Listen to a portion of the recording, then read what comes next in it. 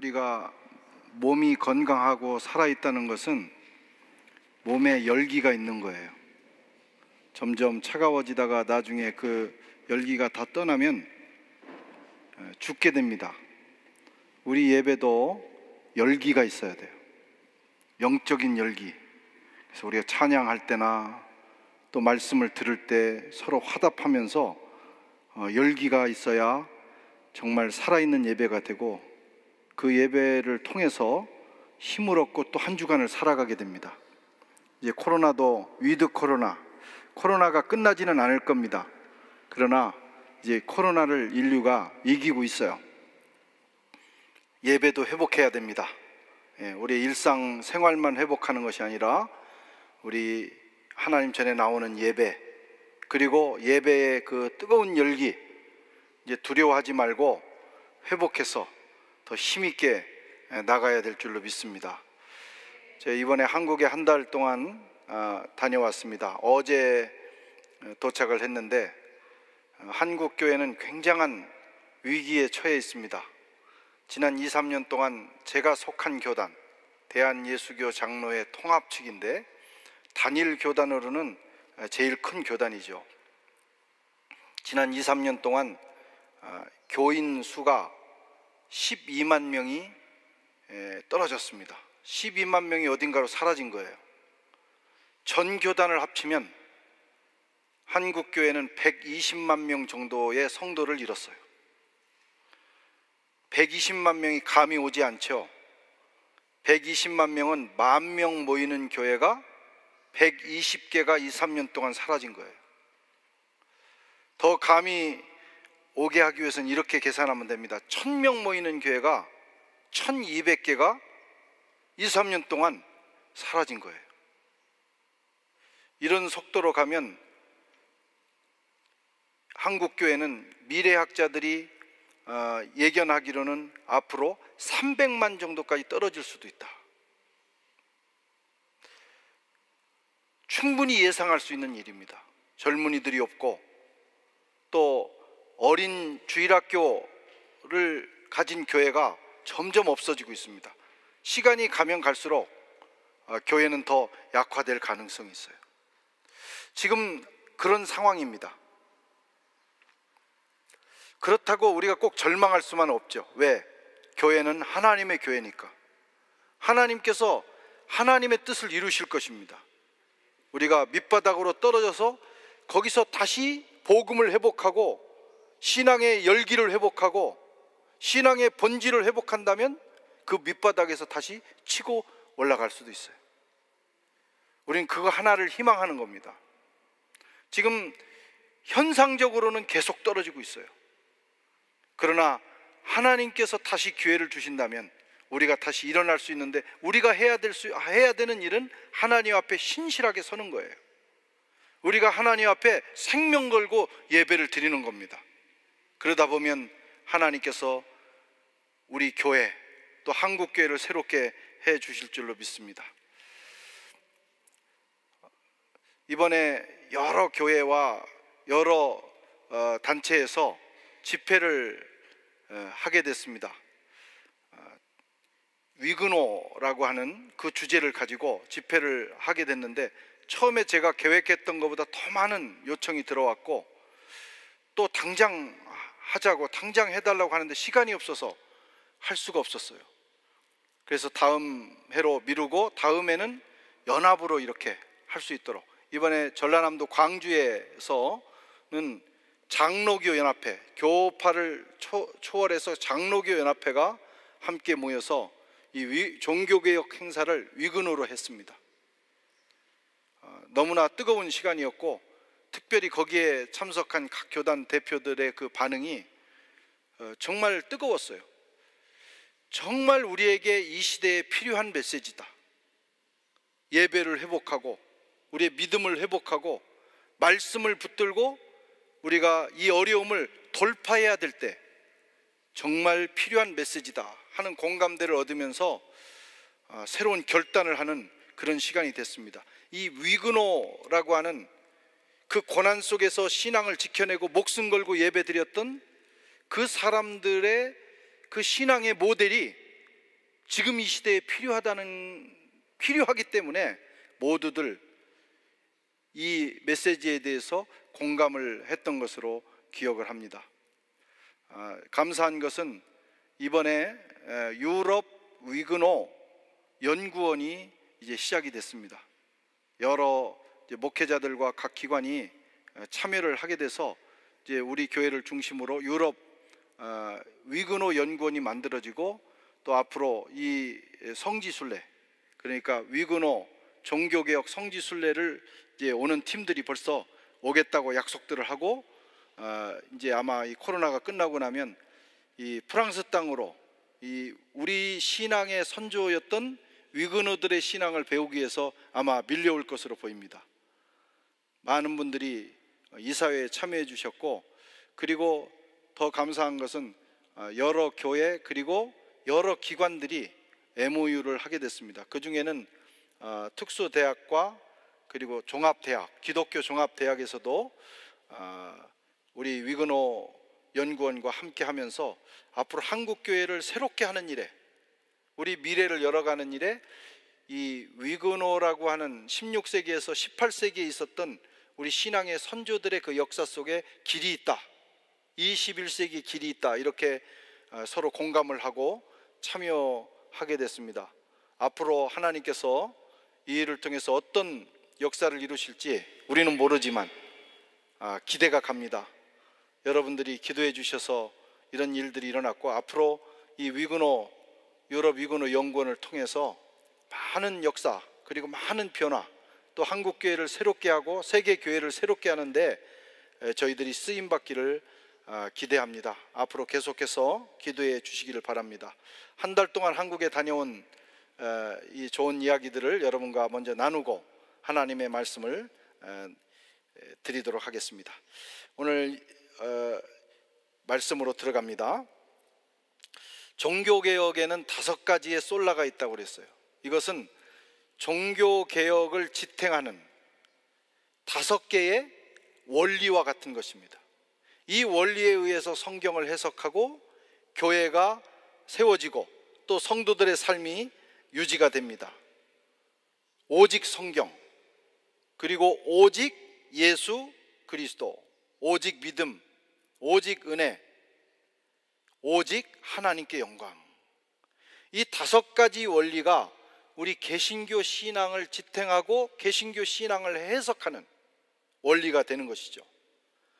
제가 떠나기 전에 앞에 있던 2가지, 오직 성경, 오직 예수 그리스도에 대해서 말씀을 드렸습니다. 오늘은 오직 믿음, 오직 은혜, 그리고 오직 하나님께 영광이라는 이 3가지 원리를 여러분들께 말씀드리면서 은혜를 나누고자 합니다. 3번째 원리는 오직 믿음입니다. 개신교의 신앙을 지탱하는 3번째 원리, 오직 믿음, 솔라 피데. 로마서 1장 17절에는 복음에는 하나님의 의가 나타나서 믿음으로 믿음에 이르게 하나니 기록된 바 오직 믿음은, 오직 의는 믿음으로 말미암아 살리라 함과 같으니라. 마틴 루터는 오늘 이 본문 말씀을 읽다가 그의 인생이 뒤집혔어요. 구원의 도리를 깨달은 것입니다. 우리가 어떻게 구원받는가? 어떻게 의인이 되는가? 의인은 어떤 원리에 의해서 생명을 얻는가? 오직 믿음이라는 것입니다. 지금은 누구나 이 사실을 압니다. 우리가 어떻게 구원받아요? 예수를 믿음으로, 하나님께서 우리를 위해서 준비해 놓으신 그 구원의 역사를 믿고 받아들임으로 구원을 받습니다. 그러나 16세기에는 대부분의 사람들이 이 사실을 몰랐어요. 성직자들도 몰랐어요. 성도들은 당연히 몰랐습니다. 혹시 누가 아는 사람이 있다 할지라도, 그 사실을 깨달았다 할지라도 감히 이 진리를 선포할 수 없었어요. 아는 척해서도 안 됩니다. 그 순간 박해가 찾아오고 그 순간 그들은 죽음으로 내몰리게 됩니다. 그만큼 16세기 기독교회는, 중세교회는 왜곡된 교리, 왜곡된 진리로 무장돼 있었어요. 거기에 대해서 참 진리를 얘기하면 목숨을 걸어야 했습니다. 종교개혁 이전에도 이 사실을 깨달은 사람들이 이것을 얘기하다가 많은 사람들이 죽었어요. 얀 후스도 죽었고 위클리프도 죽었고, 종교개혁 이전에 수많은 선각자들이, 신앙의 선각자들이 성경을 읽어보니까 믿으면 구원받는다는 진리가 있더라는 거예요. 오직 예수 그리스도 십자가를 믿기만 하면 구원받는다. 그래서 그것을 얘기하다 보면 죽음이 찾아오는 것입니다. 마틴 루터도 이 사실을 깨달았어요. 마틴 루터가 수도사로 있으면서 가장 큰 고민은 죄 문제를 해결하는 거였어요. 그는 특별히 죄의식이 강한 사람이었어요. 내 죄를 어떻게 하면 사함을 받을까? 어떻게 하면 지옥에 가지 않을까? 어떻게 하면 구원에 이를까? 늘 고민했고, 고행하면서 찬바닥에 자면서 그 당시에 중세교회가 할 수 있는 그 고난, 그 고행, 구원을 얻기 위해서 할 수 있는 모든 고행을 그는 다 해보았어요. 그래도 죄 문제가 해결되지 않았습니다. 구원의 확신이 없었습니다. 그러던 어느 날 오늘 이 말씀을 읽으면서 정말 전광석화와 같은 깨달음이 그에게 왔어요. 그렇구나. 구원은 우리가 고행해서, 우리가 어떤 공로를 세워서 얻는 것이 아니라 하나님께서 이미 이루어 놓으신, 예수 그리스도를 통해서 십자가에서 이루어 놓으신 그 복음을 믿고 받아들이기만 하면 되는 것이구나. 그 사실을 깨닫는 순간 그를 그렇게 고통스럽게 묶고 있던 죄의식이, 그 죄의 권세가 순식간에 그에게서 떠나가며 구원의 기쁨, 자유를 누리게 되었습니다.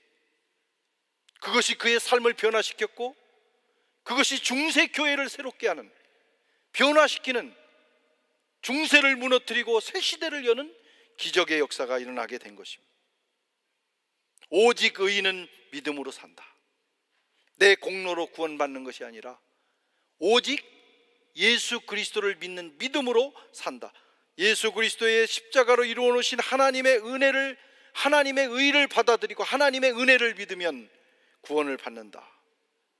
구원을 위해서 예수로 충분하다. 거기에 자신의 수고와 공로를 더할 것이 없다. 예수 그리스도 한 분으로 충분하다. 그것을 믿고 받아들이면 구원을 받는다. 사실 이것은 오늘날 저와 여러분들은 익히 알고 있는 일이에요. 우리는 그렇게 해서 구원을 받았고 자유를 얻었습니다. 그러나 중세교회는 이 사실이 깨달아지고 이 사실이 선포되는 것이 세상을 뒤집을 만큼 엄청난 사건이었어요. 파장을 일으켰어요. 그러나 용기 있는 마틴 루터가 그것을 과감하게 목숨 걸고 선포함으로 또 수많은 사람들이 그것을 퍼날른 거예요.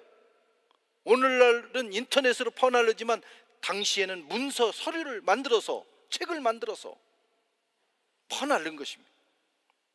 그렇게 해서 결국은 종교개혁이 일어나게 됩니다. 우리의 구원은 오직 믿음이다. 이 사실이 역사를 바꾼 것입니다. 오늘 이 본문 말씀을 공동번역에서는 이렇게 쉽게 풀어서 설명합니다. 복음은 하나님께서 인간을 당신과 올바른 관계에 놓아주시는 길을 보여주십니다. 인간은 믿음을 통해서 하나님과 올바른 관계를 가지게 됩니다. 성경에도 믿음을 통해서 하나님과 올바른 관계를 가지게 된 사람은 살 것이다 라고 하지 않았습니까? 이 우리나라 번역 성경은 참 이 본문을 이해하기가 어려운데 공동번역으로 보면 이렇게 쉽게 나옵니다. 인간은 오직 믿음을 통해서 하나님과 바른 관계가 된다. 바른 관계라고 하는 것은 구원을 얘기합니다. 인간이 믿음을 통해서 구원에 이르게 된다 하는 그런 뜻입니다. 솔라 피데, 이것이 세 번째 종교개혁의 원리입니다. 우리의 구원은 오직 하나님의 은혜로 된 거예요. 우리가 여기에 보탤 플러스 알파가 없습니다. 하나님께서 일방적으로 완전하게 우리를 위해서 만들어 놓으셨어요. 우리가 해야 될 일은 오직 믿고 받아들이고 그리고 감사하게 살면 되는 거예요. 중세 시대는 예수 그리스도 이외에 플러스 알파라고 하는 교리를 만들었어요. 그 말은 예수 그리스도의 복음이 충분하지 않다. 플러스 알파를 해야 된다. 그 플러스 알파가 뭐냐면 인간의 공로예요. 내가 어느 부분은 하나님께서 예수님을 통해서 구원을 이루어 놓으셨지만 나머지 플러스 알파를 내가 채워야 구원을 받는다. 이건 굉장히 그럴듯한 교리입니다. 그래서 종교성을 불러일으켜요. 그냥 믿어서 구원을 얻는다 하는 이 개신교 교리는 사람의 종교성에 감동을 주지 않습니다. 우리 속에 있는 종교성은요, 뭔가 내가 힘든 일을 해야만 감동을 받는 성향이 있어요. 그래서 쉽게 거기에 매료됩니다. 중세 교회는 그렇게 가르쳤어요. 그래서 구원을 받기 위해서 예수님의 은혜 플러스 구제, 헌금, 고행 등등 수많은 조건들을 붙인 거예요. 그런데 문제는 뭐냐면 그 리미트가 어디까지인지를 모르는 거예요. 플러스 알파가 도대체 이만큼 알파를 해야 되느냐, 이만큼 알파를 해야 되느냐, 그걸 모르니까 우리가 죽는 그날까지 구원의 확신을 누릴 수가 없는 거예요. 내가 이만큼 했는데 부족한 것 같아. 확신이 없는 거예요. 그래, 조금 더 합니다. 조금 더 합니다. 그래도 부족한 것 같아. 그래서 중세 사람들은 끊임없이 구원의 문제를 해결하기 위해서 거기에 고행하면서 자기의 공로를 더하다가 인생을 마치게 되는 겁니다. 도대체 얼마나 내가 고행을 해야 구원을 받는가? 이 문제가 해결되지 않은 거예요. 거기에 붙여진 교리가 뭐냐면 연옥교리예요. 천당과 지옥 사이에 연옥이 있는데 이 연옥은 천당 가기는 조금 모자라고 예수를 믿었으니까 지옥은 갈 수 없고 그래서 어디에 있어요? 연옥에 있는 거예요. 거기 있다가 이 사람들이 어떤 때 어떤 조건이 맞춰지면 천국으로 올라가게 되는데 여기서 이제 고통을 당하다가 그것을 죽은 자기들은 할 수 없고 살아있는 사람들이 해야 되는 거예요. 그래서 사람들은 평생 자기 구원의 문제를 가지고 고통당하고 그 공로를 쌓다가 또 연옥에 있는 가족들의 문제까지도 스스로 짊어지고 살아가게 되는 겁니다. 예수님은 수고하고 무거운 짐진 자들아 다 내게로 오라, 내가 너희를 편히 쉬게 하리라 말씀하셨는데 중세 교회는 성도들에게 더 무거운 짐을 날마다 더했던 것입니다. 그래도 해결되지 않는 것이 바로 이 구원의 문제였어요. 사람들은 자신의 문제와 이미 죽은 가족의 문제를 짊어지고 그것을 해결하기 위해서 인생을 소모했어요. 마지막에 여러분, 이 종교개혁이 일어날 당시에는 이 문제를 해결하기 위해서 교회가 면죄부를 팔기 시작합니다. 사실은 이 문제를 해결해 주려고 면죄부를 그렇게 판 것은 아니고 베드로 대성당을 짓다가 그 재정이 모자라니까 이 교리를 더 강화시켜서 재정 확보를 위해서 그만 이 면죄부를 강매하기 시작한 거예요. 면죄부를 사면 자기의 문제를 해결할 뿐만 아니라 연옥에 가 있는 이들의 문제까지도 해결한다. 그것이 사기입니다. 어떤 경우에도 구원의 문제를 가지고 사기를 치면 안 돼요. 여러분, 구원은 오직 믿음으로 얻는 거예요. 헌금했다고 구원받는 게 아닙니다. 구제했다고 구원받는 게 아닙니다. 봉사하고 헌신했다고 구원받는 게 아니에요. 이것을 거꾸로 가르치면 다시 중세로 돌아가는 거예요. 그런데 실제로 그런 교회들도 많이 있어요. 주님이 우리에게 은혜로 주신 이 구원을 믿음이 아닌 다른 방법으로 우리가 받으려고 하거나 거기에 가르치는 것은 이단적인 사상입니다. 오직 믿음입니다. 마틴 루터는 이 성경을 읽다가 놀라운 사실을 깨달은 거예요.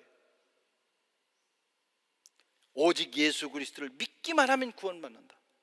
그 순간 그를 그렇게 짓누르고 있던 그 구원의 문제, 죄의 짐이 순간에 벗어지는 기적을 체험했습니다. 여러분, 오직 믿음입니다. 오직 믿음으로 구원을 받은 사람은 그 순간 이 죄의식으로부터 벗어나면서 기쁨을 누리고 그 다음에 자유를 누립니다. 복음이 주는 축복 중에 하나가 기쁨과 자유예요. 여러분들의 마음에는 지금 기쁨이 있습니까? 구원받은 기쁨이 있냐 이거예요. 내가 죄사함 받은 그 기쁨이 있느냐 이거예요. 복음이 우리에게 주는 자유가 여러분들에게 있느냐 이거예요. 어떨 때는 있는 것 같다가 또 어느 순간에는 이러다가 내가 이 상태로 있다가는 정말 지옥 가지 않는가 하는 두려움이 없는가? 여러분, 오직 믿음은요, 그런 죄의식과 두려움을 완전히 몰아내고 우리에게 영원한 자유를 준다는 사실을 기억하셔야 됩니다. 이게 믿음의 원리예요. 자꾸 다른 생각이, 이 구원의 확신을 빼앗아가는 다른 생각이 들 때는 여러분, 이 말씀을 붙들고 그 의심과 싸워야 합니다. 그것은 마귀가 주는 생각이에요. 이 원리에 의해서 신앙생활을 하지 않으면 사람들은 주님 나라 갈 때까지 주님이 우리에게 주신 이 기쁨과 자유를 누리지 못합니다. 신앙생활 하면서도 늘 불편한 거예요. 무거운 짐이 있는 거예요. 그 다음 원리는 오직 은혜입니다. 은혜라는 말은 선물이라는 뜻이에요. 선물은 준비하는 사람 측에서 다 대가를 지불합니다. 그게 선물이에요. 내가 한 푼도 안 내는 것이 선물이에요. 상대방이 선물을 준비하는데 99% 값을 지불했는데 내가 거기에 1%를 얹으면 이것은 선물이 아닙니다. 그 선물을 함께 공매한 거예요. 나는 거기에 1%의 지분을 출연했기 때문에 그것은 선물이 되지 않습니다. 구원도 마찬가지예요. 구원이 하나님의 은혜라고 하는 것은 하나님께서 100% 준비하셨다는 거예요. 그게 은혜입니다. 거기에 단 1%도 사람이 공로를 가미해서는 안 되는 것입니다.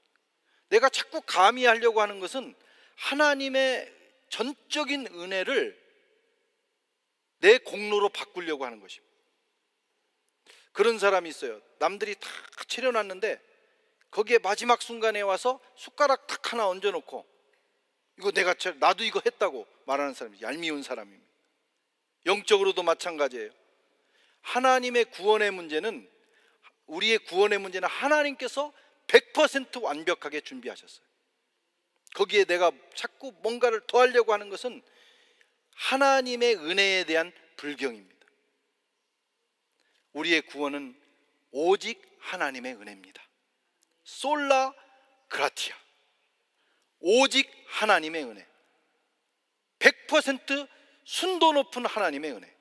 로마 3장 24절에 그리스도 예수 안에 있는 구속으로 말미암아 하나님의 은혜로 값없이 의롭다 하심을 얻은 자 되었느니라. 우리가 그리스도 안에서 그의 은혜의 풍성함을 따라 그의 피로 말미암아 구속 곧 죄사함을 받았으니 허물로 죽은 우리를 그리스도 예수 안에서 살리셨고 너희가 은혜로 구원을 받은 것이라. 너희가 그 은혜로 인하여 믿음으로 말미암아 구원을 얻었나니 이것이 너희에게서 난 것이 아니요 하나님의 선물이라. 성경은 계속해서 우리의 구원이 전적인 하나님의 은혜라고 가르치고 있어요. 하나님께서 우리에게 은혜로 구원을 준비하셨습니다. 이것을 믿으시기 바랍니다. 여기에 우리가 뭔가를 자꾸 보태려고 하는 종교성이 발휘되지 않기를 바랍니다. 그것은 하나님의 은혜에 도전하는 일이에요. 불경한 일입니다.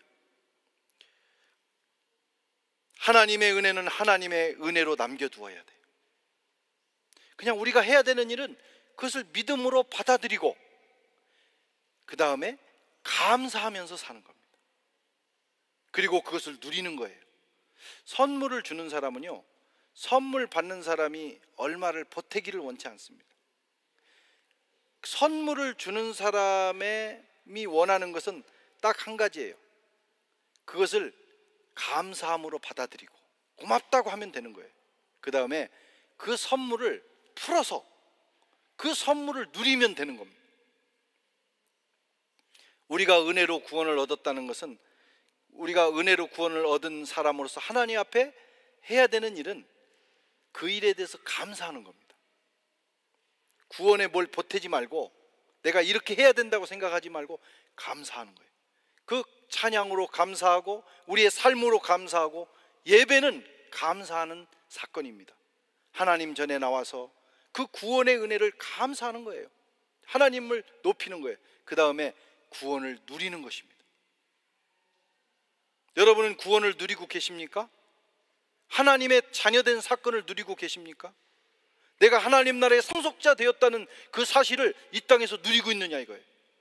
복음을 누리지 못하는 사람들이 너무 많아요. 그리고 허탄한 곳에 이미 주님이 다 해결해 놓으신 일들에 그것을 내가 해결하려고 거기에 에너지를 쏟는 사람들이 많은데, 하나님께서 준비해 놓으신 그 모든 것을 그저 믿음으로 받아들이고 은혜로 받아들이고, 우리가 해야 되는 것은 자유를 누리고 그리고 복음을 누리는 것입니다. 감사하면서 사는 것입니다. 그것이 솔라 그라치아예요. 그 다음에 마지막으로는 오직 하나님께 영광, 솔리 데오 글로리아. 여러분, 믿음은 우리에게 영원한 자유를 줍니다. 주님이 나를 구원하셨다는 그 사실을 믿음으로 받아들이는 순간 우리는 자유인이 돼요. 진리를 알지니 진리가 너희를 자유케 하리라. 이 진리를 깨닫는 순간 우리는 자유를 누리게 됩니다. 구원의 문제로 더 이상 고민하지 않습니다. 지옥에 갈까봐 두려워하지 않습니다. 이런 걱정과 두려움에서 완전히 우리는 벗어날 수 있어요. 오직 은혜, 하나님이 다 준비해 주신 은혜다, 이렇게 깨닫는 사람은 그때부터 기쁨과 감사가 넘치는 삶을 살게 됩니다. 하나님께서 진짜 엄청난 대가를 치르셨어요. 우리가 선물도 똑같은, 모든 선물이 다 똑같지는 않습니다. 그 값을 엄청나게 치른 것은 그만큼 감사가 커요. 10원짜리 선물보다는 한 1억짜리 선물이 더 감사가 큰 거예요. 주님이 우리에게 주신 이 구원의 선물은 하나님의 아들이 희생돼서 하나님의 아들의 목숨값으로 얻은 선물입니다. 그래서 이 세상의 어떤 것보다도 감사가 크게 되어 있어요. 그것을 깨닫기만 한다면, 그 구원의 가치를 깨닫기만 한다면 우리 속에서는 끝없는 감사가 넘쳐나게 돼 있어요. 감사가 넘쳐나는 인생이 되면 그 인생이 바뀌게 됩니다. 중세 교회와 성도들은 이 구원의 문제를 가지고 모든 것을 소모했습니다. 그러나 구원의 문제를 해결한 우리들은 그들과는 전혀 다른 삶을 살게 돼요. 이 중세 캐톨릭 교회는 어떻게 하면 구원을 받을까? 이미 주님이 이루어 놓으신 그 문제를 다시 해결하기 위해서 모든 것을 쏟아부었어요. 그러나 종교 개혁의 후예들은 그 문제로 고민하지 않습니다. 대신 어떤 문제로 고민하느냐? 그러면 우리가 어떻게 살까? 무엇을 위해서 살 것인가? 그 해답을 주앙 깔뱅은 솔리 데오 글로리아, 하나님의 영광을 위해서 살아라. 여러분, 우리는 예수의 은혜로 구원받았습니다. 우리는 자유인이 됐습니다. 그걸로 다시는 고민하지 마세요. 천국 가기 싫어도 가야 됩니다. 물론 그 앞에서 끝까지 나는 안 가겠다고 배교하면 모르지만 어쨌든 천국은 가게 돼 있어요. 그 문제는 하나님이 해결해 놓으셨어요. 우리가 고민해야 될 문제는 이 놀라운 은혜를 받은 우리가 어떻게 살아갈 것인가, 무엇을 위해 살아갈 것인가, 하나님의 영광을 위해 사는 것이 무엇인가. 여러분, 이 문제를 고민하는, 우린 굉장히 진취적이고 적극적인 삶을 살아야 되는 사람들인 것입니다. 솔리 데오 글로리아, 고린도전서 6장 20절에 값으로 산 것이 되었으니 그런즉 너희 몸으로 하나님께 영광을 돌리라. 고린도전서 10장 31절 그런즉 너희가 먹든지 마시든지 무엇을 하든지 하나님의 영광을 위하여 하라. 사실 구원의 문제뿐만 아니라 먹고 마시고 사는 문제도 우리가 물론 열심히 일도 하고 이 세상에 살아야 되지만 그 결과 그것을 책임지시는 분은 하나님이십니다. 그건 하나님의 영역이에요. 너희가 그냥 흉내만 내고 살라는 거예요. 성실하게만 살라는 거예요. 그러면 하나님이 무엇을 먹을까, 무엇을 마실까, 무엇을 입을까, 우리 인생의 문제를 하나님이 책임지시겠다는 거예요. 그런데 대부분의 사람들이 구원 문제를 자기가 책임지려고 시간을 보내고 에너지를 보내는 것처럼 많은 성도들이 의식주의 문제를 가지고 그거 내가 해결하려고 모든 걸 쏟아붓습니다. 우리가 하나님의 뜻대로 살고 하나님의 은혜 안에 살면 하나님이 저와 여러분들을 먹이시고 입히신다. 일용할 양식을 주신다. 그건 하나님의 약속입니다. 그러면 어떻게 해야 되느냐? 더 적극적으로 하나님의 나라와 의를 구하면서 살라는 거예요. 솔리 데오 글로리아, 하나님의 영광. 내가 어떻게 사는 것이 하나님의 영광을 위해 사는 것인가? 오늘 하루 하나님의 영광을 위해서 나는 무엇을 할 것인가? 이 문제를 고민해서 살면 이 세상의 문제는 하나님이 해결해 주시고 지켜주시고 더 잘되게 해주신다. 이것이 주님의 약속입니다. 사랑하는 성도 여러분, 우리가 신앙생활 하면서 교회 나와서 예배 드리면서 그저 자기 마음에 위안이 되는 얘기, 들어서 참 좋은 얘기, 즐거운 얘기, 한번 웃고 마는 얘기, 그런 얘기 들으려고 여기 나오는 게 아닙니다. 신앙의 원리를 자세히 듣고 그것을 내 삶에 적용함으로 내 삶에 하나님의 역사가 일어나기 위해서 나오는 거예요. 오늘 이 5개의 솔라는 그런 의미에서 대단히 중요합니다.